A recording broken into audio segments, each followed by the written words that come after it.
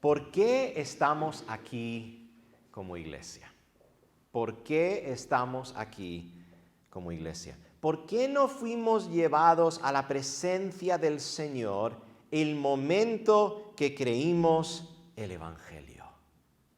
Qué maravilloso que hubiese sido eso, ¿no? Creemos el Evangelio y somos transportados inmediatamente a la presencia del Señor. No hubiésemos tenido que lidiar con un mundo lleno de pecado, lleno de todo tipo de problemas, sí, bendiciones también, pero sabemos que también hay tribulaciones, hay dificultades.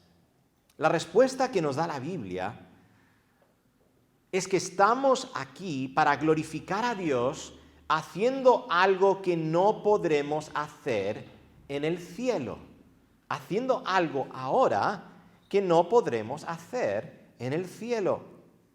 En el último sermón aprendimos que la adoración es la actividad por excelencia de la iglesia. Pero nosotros no tenemos que estar aquí en la tierra para adorar a Dios. Piensa en eso por un momento. No tenemos que estar aquí para adorar a Dios. Podríamos haber sido llevados al cielo, estar en la presencia del Señor y adorar al Señor por toda la eternidad. No tenemos que estar aquí para adorar a Dios.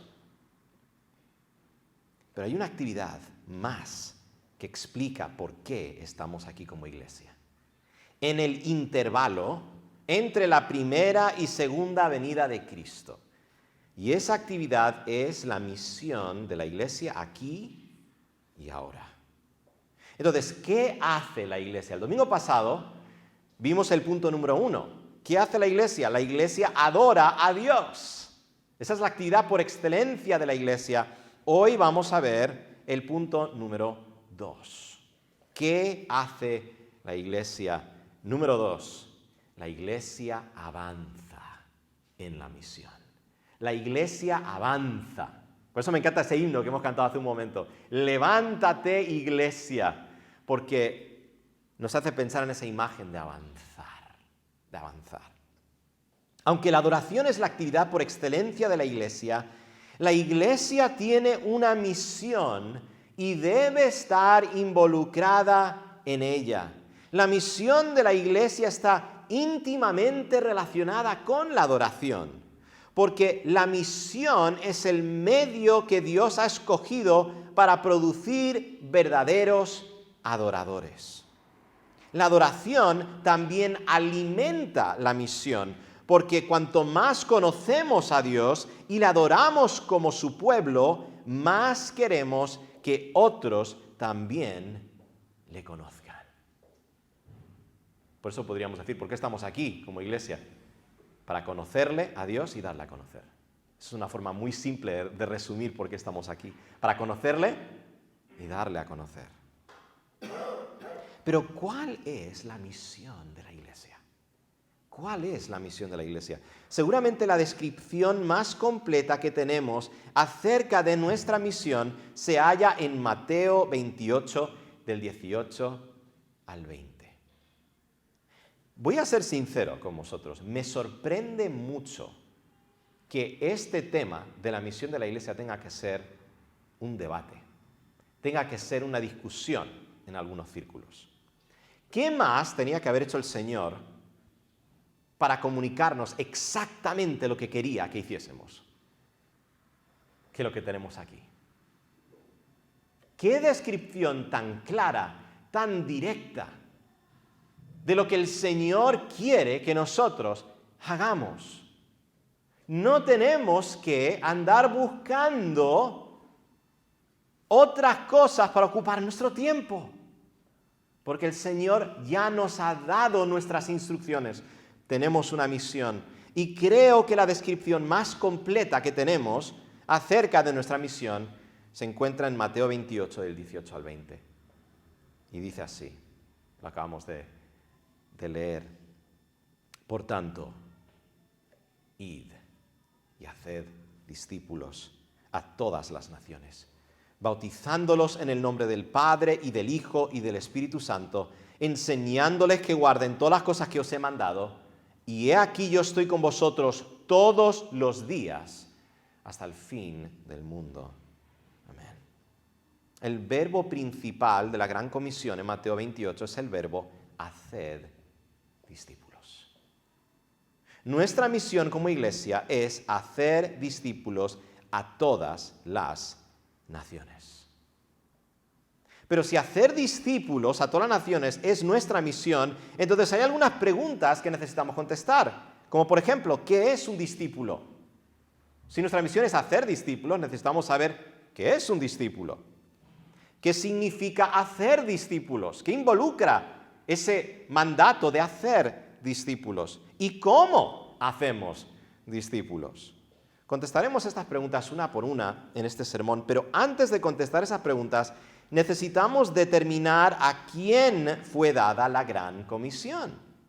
¿Fue la Gran Comisión dada solo a los apóstoles o es la Gran Comisión para nosotros? Ahora, quizá nosotros damos por sentado, bueno, la Gran Comisión es para nosotros, pero tristemente ha habido momentos en la historia de la Iglesia, en ciertos lugares en el mundo, donde se enseñaba y se creía que la Gran Comisión se había dado a los apóstoles, ellos cumplieron la Gran Comisión y ya no tenemos más responsabilidad para con las naciones. Que aquellos que se van a convertir, el Señor los va a convertir, los va a salvar, y ellos van a venir ya preparados, ya listos, para que les prediquemos y les hablemos. Pero la Gran Comisión, tal como está aquí, no es para nosotros. Pues es importante que nosotros sepamos por qué la Gran Comisión es para nosotros hoy. Y quisiera compartir algunas razones. Este pensamiento, esta forma de pensar, se llama hipercalvinismo. Hipercalvinismo, lo cual debemos rechazar completamente. Entonces, ¿es la Gran Comisión para nosotros? ¿Cómo sabemos que la Gran Comisión es para nosotros? Bueno, os voy a dar 5 razones rápidamente por qué la Gran Comisión es para nosotros. Así que aquí vamos. En primer lugar, la Gran Comisión no fue dada a un grupo aislado de individuos. Fue dada a un colectivo, a un grupo, ¿verdad? A una comunidad con una identidad colectiva, a un grupo. Ahora, uno podría decir, bueno, claro, fue dada a los apóstoles, ese es el grupo. Sí, eran apóstoles, pero no nos olvidemos que más fundamentalmente, ¿qué eran? Discípulos de Cristo, al igual que nosotros. Y no solo eran discípulos de Cristo, sino que la Gran Comisión fue dada a la comunidad adoradora de Cristo. ¿Cuál es otra forma de describir la comunidad adoradora de Cristo? La iglesia. La iglesia. Vemos esto en los versículos justo antes de la Gran Comisión. ¿Qué dice? Pero los 11, ¿qué? Discípulos. Porque, hermanos, esta era su identidad principal, discípulos.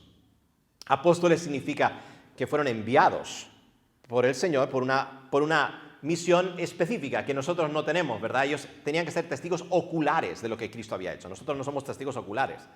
Ellos fueron enviados personalmente por Cristo. Ellos son apóstoles en mayúscula, ¿verdad? Pero su identidad principal, fundamental, era la de discípulos. Habían sido llamados por Cristo, al igual que nosotros hemos sido llamados por Cristo. Y, al igual que la iglesia hoy, adoraban a Cristo. Eran la única comunidad que existía en ese momento que adoraba a Cristo. Lo dice ahí en el versículo 17. Y cuando le vieron, le adoraron. No perdamos de vista esto. Esto también demuestra la deidad de Cristo. Si le adoraron es porque reconocían que Él era Dios. Porque solo Dios es digno de adoración. Eso es lo primero. Segundo, porque la Gran Comisión fue dada a los apóstoles y ellos fueron el fundamento ¿de qué? De la iglesia. Efesios 2, del 19 al 20. Así que ya no sois extranjeros ni advenedizos, sino conciudadanos de los santos y miembros de la familia de Dios, edificados sobre el fundamento de los apóstoles y profetas, siendo la principal piedra del ángulo Jesucristo mismo. Entonces, lo que se mandó a los apóstoles, por extensión, también se aplica a la iglesia. Pero eso no es todo. Porque obediencia a la Gran Comisión resultó en iglesias y se llevó a cabo en el contexto de la iglesia local. Si quieres una interpretación de la Gran Comisión, es que no entiendo de qué va la Gran Comisión, cómo tenemos que aplicarla, cómo tenemos que llevarla a cabo. Y no te miento cuando digo que hay libros, hay un montón de tomos muy grandes de personas tratando de explicar la Gran Comisión cuando es muy simple. Lee el libro de Hechos. Literalmente el libro de Hechos te muestra cómo ellos aplicaron o cómo ellos obedecieron la Gran Comisión. ¿Qué hicieron? Hicieron discípulos, plantaron iglesias. Eso fue lo que hicieron, ¿verdad? Entonces, ¿cómo aplicamos la Gran Comisión? Bueno, en el contexto de la iglesia local, plantando iglesias y edificando a los santos en el contexto de la iglesia local y enviando a otros a hacer lo mismo, a otros sitios. ¿Qué más? Parte de lo que significa hacer discípulos es enseñar todo lo que Jesús mandó, ¿verdad? Enseñándoles que guarden todas las cosas que os he mandado, ¿vale? Una de las cosas que Jesús mandó es la Gran Comisión. Entonces, si nosotros vamos a enseñar todo lo que Jesús mandó, si los apóstoles iban a enseñar todo lo que Jesús mandó, tenían que enseñar también la Gran Comisión. Tenían que enseñar que era la responsabilidad de cada generación de hacer discípulos a todas las naciones. Y esta última yo creo que es que si esto no sella el asunto, no sé qué más podría sellar el asunto.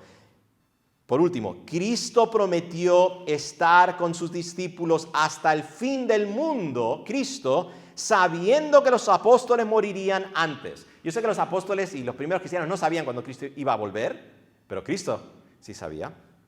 Entonces, ¿qué les dice? Y aquí yo estoy con vosotros todos los días hasta el fin del mundo. Eso significa que esta misión continúa, porque la presencia de Cristo está con su iglesia hasta que Cristo vuelva otra vez. Entonces, si la Gran Comisión es para nosotros y nuestro mandato principal es hacer discípulos a todas las naciones, entonces, ¿qué es un discípulo? ¿Qué significa hacer discípulos? ¿Y cómo hacemos discípulos? Bueno, en primer lugar, ¿qué es un discípulo? ¿Qué es un discípulo? La respuesta corta es que un discípulo es un seguidor de Cristo. Es uno que se sienta a los pies de Cristo, aprende de Él. Es un aprendiz de Cristo, un seguidor de Cristo. Pero si queremos un entendimiento más completo, necesitamos mirar a los pasajes que Mateo usa para describir a un discípulo de Cristo. Porque la Gran Comisión llega al final del libro de Mateo. Y a lo largo del libro de Mateo se nos ha ido presentando un cuadro de qué es un discípulo, ¿verdad? Entonces, cuando llegamos al final de Mateo, ya sabemos lo que es un discípulo, porque se nos ha dicho lo que es un discípulo. Entonces, ya sabemos cómo identificar a aquellos que llegan a ser discípulos de Cristo. ¿Cuál es el objetivo? ¿Cuál es la meta? Ya lo sabemos. No tengo tiempo, obviamente, para que leamos todos los versículos en Mateo que nos enseñan lo que es un discípulo, pero vamos a ver superficialmente, rápidamente, algunas cosas que es un discípulo. En primer lugar, un discípulo es uno que imita a Cristo. Que imita a Cristo. A mí me encanta cómo los discípulos, la gran mayoría de ellos, no todos, pero eran pescadores. Y cuando Jesús les llamó, ¿qué les dijo? En Mateo 4:19, y les dijo, venid en pos de mí y os haré pescadores de hombres. Así como yo he venido para rescatar, vosotros también vais a tener una parte en esta misión. Me vais a imitar en buscar a los perdidos. Un discípulo imita a Cristo. Un versículo muy conocido que, por cierto, yo cuando era joven, a mí me impactó mucho un libro que yo leí. No sé si alguno de vosotros habéis llegado a leer este libro. Se llama En sus pisadas. En sus pisadas. ¿Lo conocéis?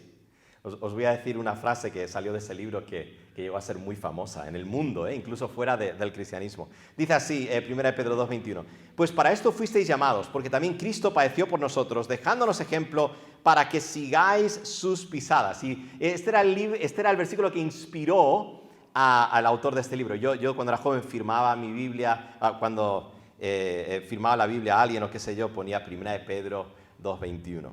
Dice, para que sigáis sus pisadas.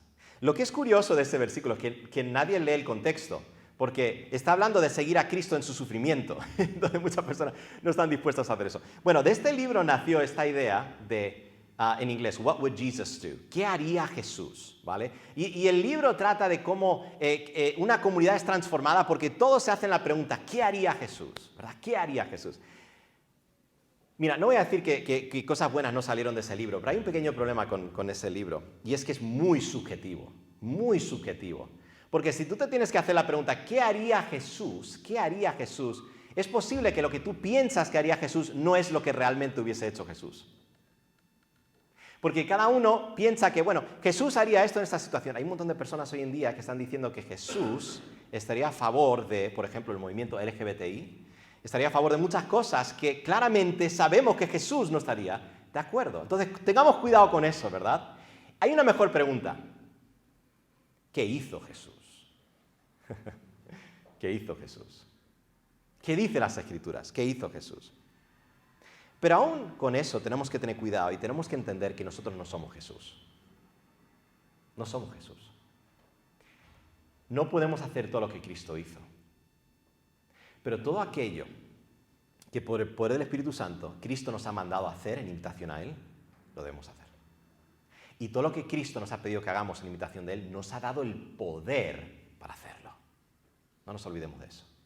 Entonces, si Jesús dijo a sus discípulos, venid en pos de mí, os haré pescadores de hombres, es porque Él sabía que por el Espíritu Santo ellos tendrían el poder de hacer discípulos, de ser pescadores de hombres. Entonces, un discípulo imita a Cristo con todas estas aclaraciones que acabo de hacer. Número 2, un discípulo es uno que representa el reino de Cristo.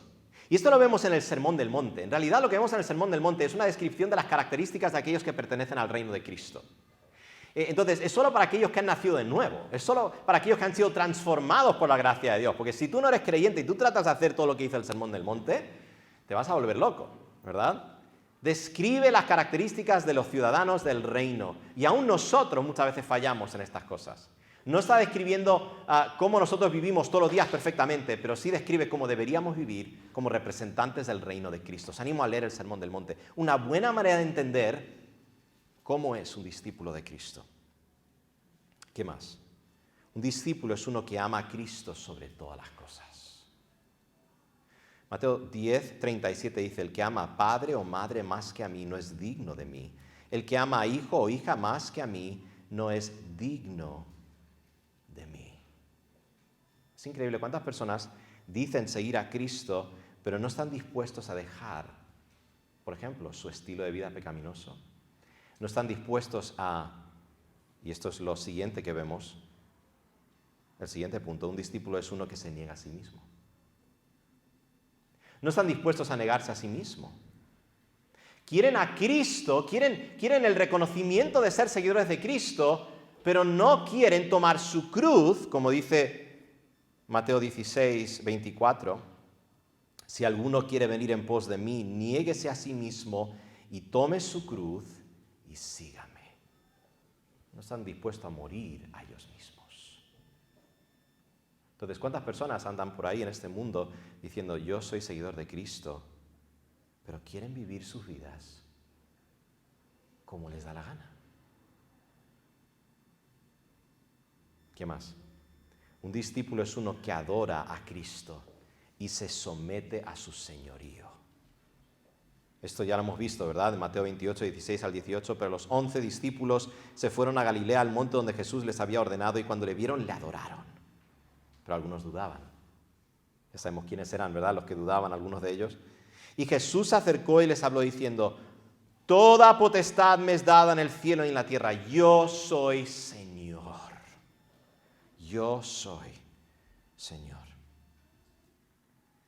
Cuando Mateo describe a un discípulo, él no está describiendo a un supercristiano, un cristiano en esteroides, ¿no? que está pues, tiene un extra, un boost extra, no. No hay dos categorías de cristianos, aquellos que simplemente creen y aquellos que siguen a Cristo. Lo voy a decir una vez más, porque esto es muy importante. No hay dos categorías de cristianos, aquellos que simplemente creen y aquellos que siguen a Cristo. Tengamos mucho cuidado con esto, porque hay quienes dicen, sí, algunos creen en el Evangelio, nunca llegan a ser discípulos de Cristo, pero van a ir al cielo, van a vivir eternamente con el Señor en el cielo. Y luego hay algunos, un grupo selecto de personas que toman la decisión después de convertirse, de hacerse discípulos de Cristo. No, hermanos, esto no es así. Si no eres un discípulo, no eres un cristiano. O para decirlo de forma positiva, ser cristiano significa ser un discípulo de Cristo. Podemos ser peores discípulos en un determinado momento o mejores discípulos en un determinado momento, pero somos discípulos de Cristo. Y esto significa que el llamado del Evangelio, este llamado de arrepiéntete y cree, así como Jesús comenzó su ministerio, arrepentíos y creed del Evangelio, ese llamado implica un llamado a ser un discípulo de Cristo. Ahora, esto no significa que alguna cosa que hacemos en nuestra vida de discipulado es el fundamento de nuestra posición correcta delante de Dios. Nosotros somos justificados, declarados justos, solo por gracia, solo por medio de la fe, solo en base a la obra de Cristo, su vida, muerte y resurrección. Y todo esto solo para la gloria de Dios. El discipulado es el fruto, no la raíz del nuevo nacimiento. Esto es importante. No es que Dios nos salva porque tomamos la decisión de ser discípulos de Cristo y empezamos a esforzarnos y ver todas las descripciones de un discípulo e intentar en nuestra carne hacer todas estas cosas y luego Dios ve estas obras y nos salva en base a eso. No. El discipulado es el fruto. Es el fruto. Pero si hemos nacido de nuevo, somos discípulos de Cristo. Somos discípulos de Cristo. Entonces hemos visto el primer punto, ¿qué es un discípulo? Pero el segundo punto es este, ¿qué significa hacer discípulos? Porque se nos manda a hacer discípulos. Ese es el verbo principal de la Gran Comisión. Id y haced discípulos. Pensaríamos, ¿no?, que id es el verbo principal, pero en el griego, y debo admitir, yo no soy experto en el griego, no puedo leer ni siquiera en griego, pero lo que la mayoría de los eruditos dicen es que el verbo principal en ese versículo es, y es una palabra en el griego, es hacer discípulos. El ir, pues, es la manera en la que hacemos discípulos, y vamos a hablar de eso en un momento, ¿vale? Entonces, ¿qué significa hacer discípulos? ¿Qué significa hacer discípulos?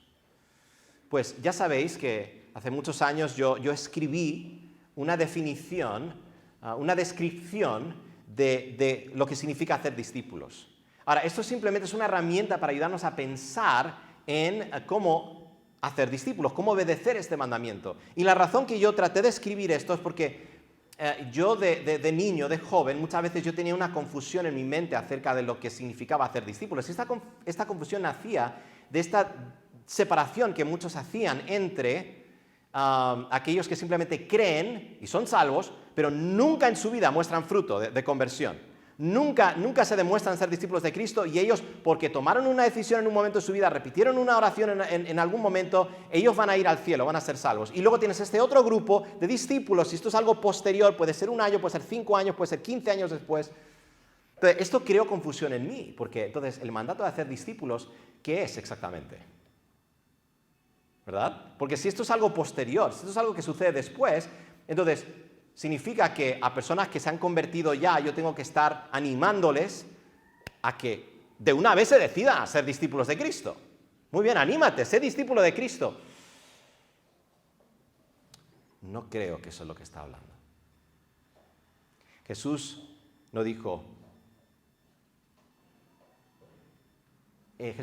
mira, ve y proclama el Evangelio para que ciertas personas repitan una oración y puedan sentirse que son salvos porque han repetido una oración. Y si puedes, anima a un grupo de ellos a que se hagan discípulos. ¿Es eso la Gran Comisión? No. Por tanto, id y haced discípulos. Entonces, cualquier definición que tengamos de lo que significa hacer discípulos tiene que incluir evangelismo y discipular. ¿Vale? Tiene que incluir estas dos. Entonces, aquí está la descripción, que espero que sea útil para vosotros. ¿Qué significa hacer discípulos? Significa enseñar a incrédulos el Evangelio. Entonces, hacer discípulos comienza con el evangelismo. No separemos, ¿vale? Algunos dicen, mira, la iglesia tiene que estar evangelizando. La iglesia tiene que estar discipulando, como si podemos separar estas dos. No, la iglesia tiene que estar haciendo discípulos, lo cual incluye evangelismo. Entonces, significa enseñar a incrédulos el evangelismo. Entonces, hermanos, cuando vosotros estáis evangelizando, estáis haciendo la obra de hacer discípulos, en su primera fase. Salimos a evangelizar, ¿qué estamos haciendo? Estamos enseñando a incrédulos el evangelio. Y es importante la idea de enseñar, porque no solamente lo he visto, estamos repitiendo una frase como si fuésemos vendedores de autos, de coches. ¿Sabéis cómo hacen los vendedores de coches, no? O sea, te tratan de convencer rápidamente, tú entras y tú solo ibas a venir a buscar y mirar y de repente sales y has comprado un coche. Eso es lo que hacen, porque saben cómo decirte cosas para convencerte. No, ese no es nuestro trabajo. Nuestro trabajo es enseñar el evangelio. Pablo se pasaba horas y días explicando el evangelio, ¿o no? Entonces, enseñar a incrédulos el evangelismo, y ayudar a aquellos que responden de forma positiva al evangelio. ¿Qué es eso? Conversión. Entonces, proclamamos el evangelio y algunos se convierten por obra de Dios. Dios hace esta obra en sus corazones. Se convierten. ¿Qué hacemos? Ayudar a aquellos que responden de forma positiva al evangelio a ser discípulos maduros de Cristo que se reproducen. Entonces, hacer discípulos engloba toda la vida del creyente, desde su nacimiento hasta el final, su nacimiento espiritual, hasta su muerte o resurrección en la segunda venida de Cristo. Abarca todo ello y es la responsabilidad de la iglesia local. Esta obra, esta misión se lleva a cabo en la iglesia local. Entonces, con eso en mente, punto número 3, ¿cómo hacemos discípulos? Bueno, una vez más, no tenemos que especular, no tenemos que adivinar. Se nos dice 3 maneras de hacer discípulos en el mismo pasaje de la Gran Comisión. Primero, yendo, sí. Por tanto, id.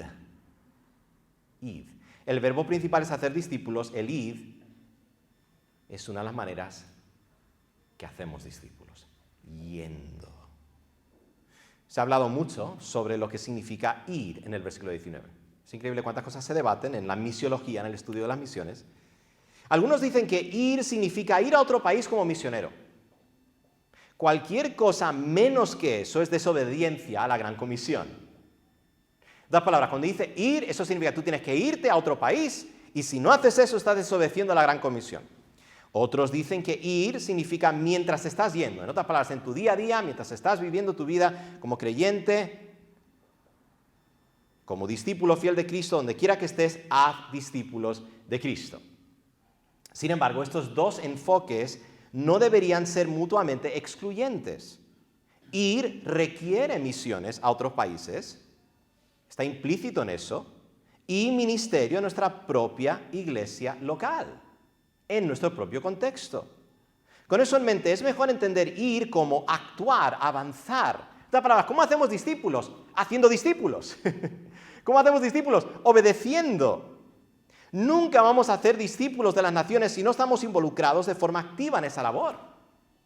Entonces, cuando evangelizamos, estamos obedeciendo el ir. Cuando enviamos misioneros a otro sitio y ellos están proclamando el evangelio en otro sitio, están obedeciendo el ir.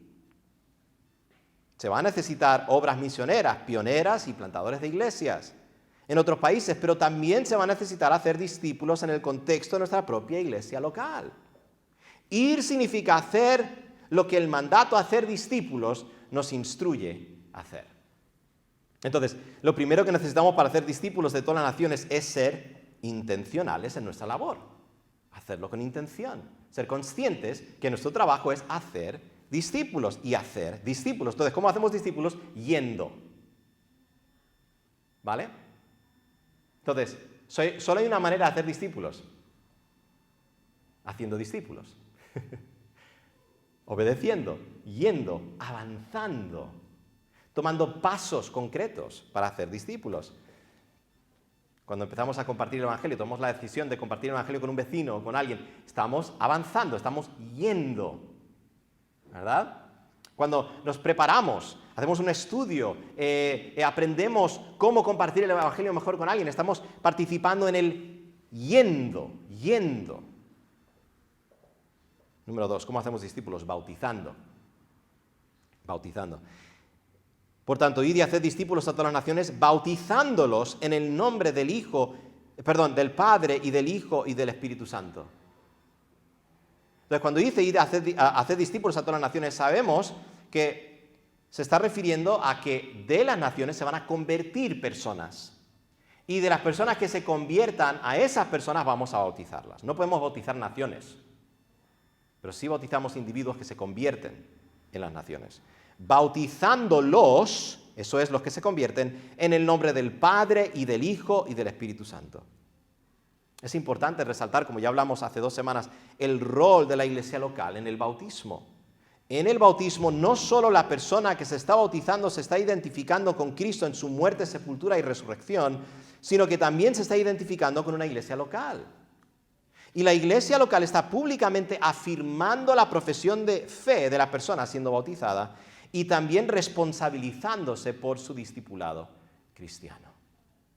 Entonces, yendo, bautizando y por último, enseñando. Dice, enseñándoles que guarden todas las cosas que os he mandado.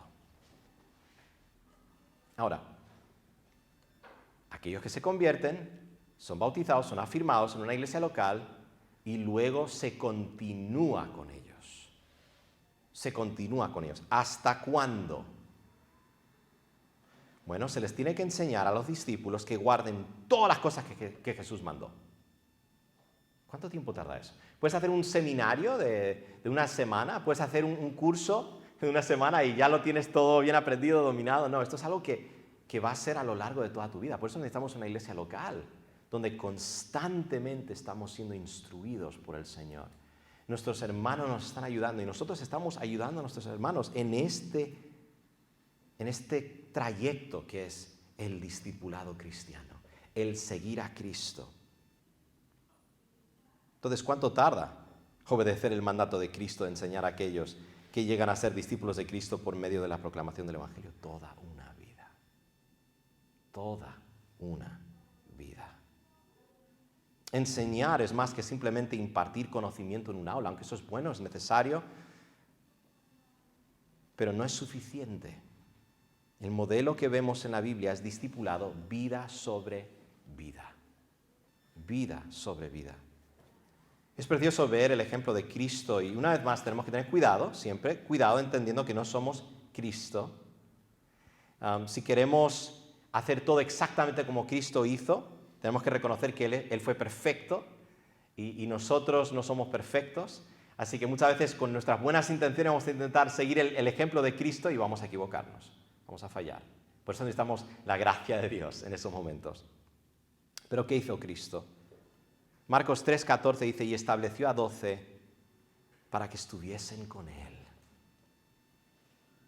Y durante todo su ministerio, Él vivió con ellos, estuvo con ellos. Y dice, y para enviarlos a predicar. ¿Y cuál fue el resultado? Estos discípulos habían estado en la escuela de Jesucristo, ¿verdad? Y esto se ve en Hechos 4:13, cuando Pedro y Juan están ante el concilio.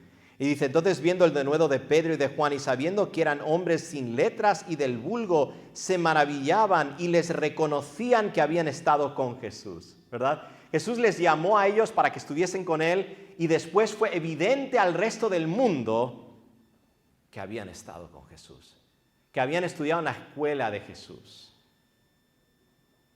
Pero no solo vemos el ejemplo de Cristo, sino también el ejemplo de Pablo. Pablo escribió a los Corintios en 1 Corintios 11:1. Él dijo, sed imitadores de mí así como yo de Cristo. Es importante esa última frase, así como yo de Cristo. Él estaba diciendo, imitad mi fe, seguidme, pero solo aquello que yo hago en obediencia a Cristo. Filipenses 4:9. lo que aprendisteis y recibisteis y oísteis y visteis en mí. Eso es mucho, ¿verdad? Visteis en mí. Jesús pasó suficiente tiempo con ellos para que pudiesen ver, Jesús, a Pablo, para que pudiesen ver su fe, ver su conducta. Esto haced y el Dios de paz estará con vosotros. 2 Timoteo 3:10. Pero tú has seguido mi doctrina, conducta, propósito, fe, longanimidad, amor, paciencia. Si vamos a ayudar a personas a ser discípulos de Cristo, maduros y que se reproducen, necesitamos vivir nuestras vidas con ellos. Esto no significa que tenemos que estar todos los días, obviamente, con ellos, pero significa que tenemos que estar buscando oportunidades para estar involucrados en la vida de nuestros hermanos. Y una vez más, esto no es una labor que solo el pastor puede llevar a cabo. Ya hemos dicho, el pastor es un discípulo de Cristo, al igual que todos los demás. Esta es una labor que todos llevamos a cabo, de diferentes maneras, con los dones que el Señor nos ha dado, con el tiempo que el Señor nos ha dado. Pero hacemos discípulos buscando maneras de estar involucrados en las vidas de otros. Ahora quisiera compartir con vosotros, antes de terminar, algunas maneras prácticas que podríamos discipular a otros. Y podríamos escribir aquí una lista larguísima. Esto no es nada que está escrito sobre piedra, son maneras prácticas. Y me encantaría que vosotros pudieseis pensar en otras maneras de poder hacer discípulos de Cristo Jesús, porque hay tantas maneras.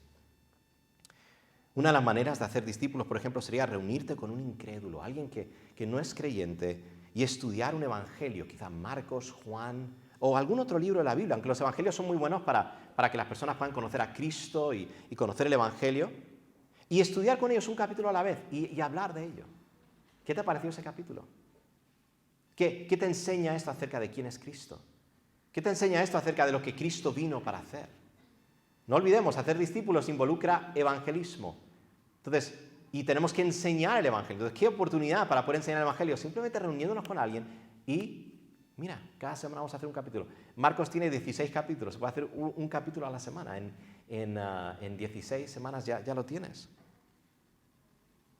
¿Qué más? Enseña a alguien algo que has aprendido que ellos no conocen todavía. Muchas personas se ponen nerviosas cuando descubren que tienen una responsabilidad de estar involucrados en la obra de hacer discípulos en la iglesia.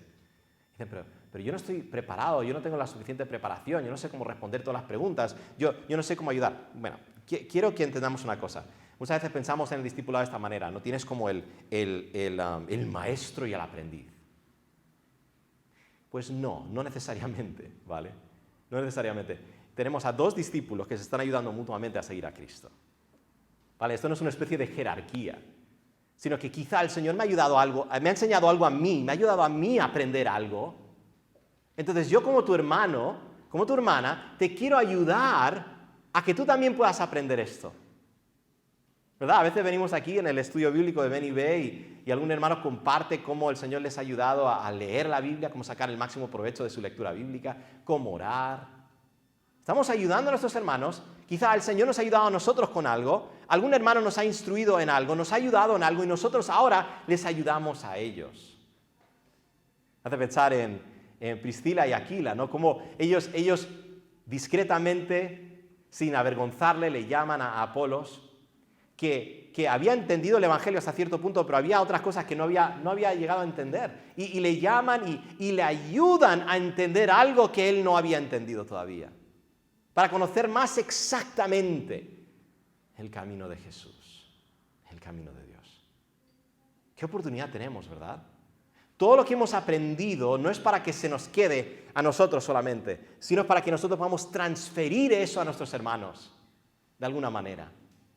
Y qué bendición cuando podemos hacer eso. Y no te olvides, cuando estás haciendo eso, ellos te van a enseñar a ti también. Y puede que tú seas el hermano que lleva más años en la fe, ellos tengan menos años en la fe, pero vas a aprender de ellos también. Qué privilegio cuando podemos hacer eso. ¿Qué más? Enseña a alguien a practicar las disciplinas espirituales. Hermanos, una de las mejores cosas que podemos enseñar, que podemos aprender y enseñar, es cómo practicar estas disciplinas que vemos en las Escrituras. La oración, la lectura bíblica, la memorización, la meditación bíblica, no oriental ni nada por el estilo, bíblica. Incluso el ayuno, la Biblia habla del ayuno. Si esto es algo que el Señor te ha ayudado a hacer y sabes cómo hacerlo, ayuda a tu hermano, ayuda a tu hermana a saber cómo practicar las disciplinas espirituales. La vida cristiana, hemos dicho muchas veces, ¿no? es como una maratón, no es una carrera, no son 100 metros planos, es una maratón, es de toda la vida. Pues, ¿sabes? Si quieres correr una maratón, necesitas condicionamiento, necesitas prepararte, necesitas entrenarte para esa labor.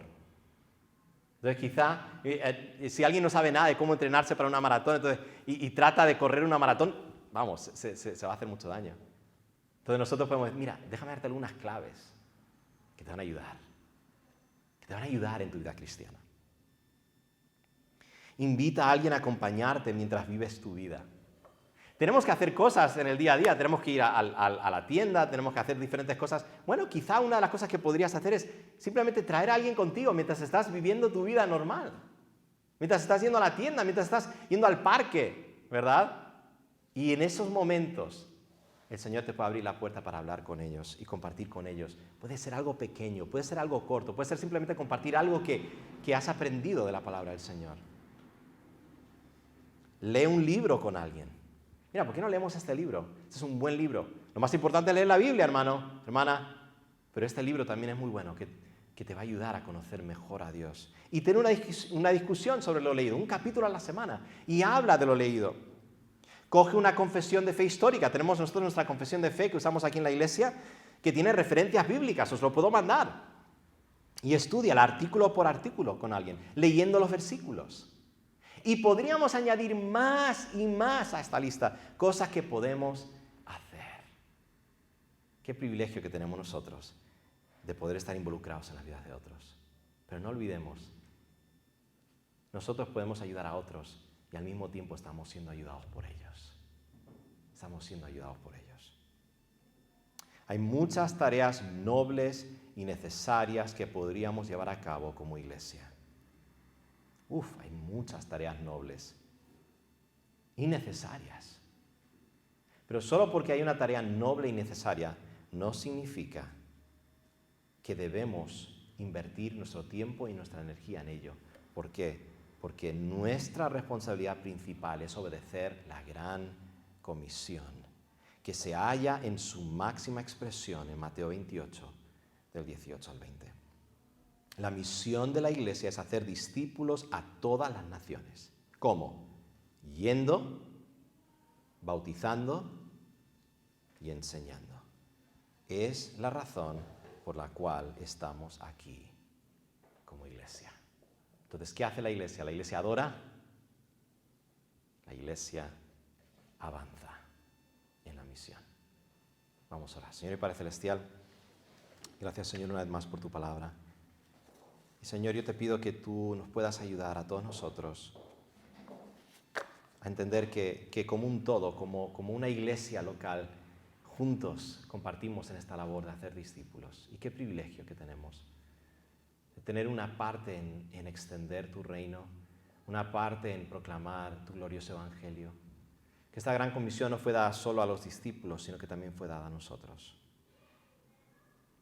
Te pido que nuestra vida pueda estar centrada en el evangelio y que de la abundancia de lo que tú nos has dado a nosotros podamos servir a otros y ser de bendición a otros en hacer discípulos. Que todos los ministerios que llevamos a cabo aquí en la iglesia tengan como propósito hacer discípulos de Cristo.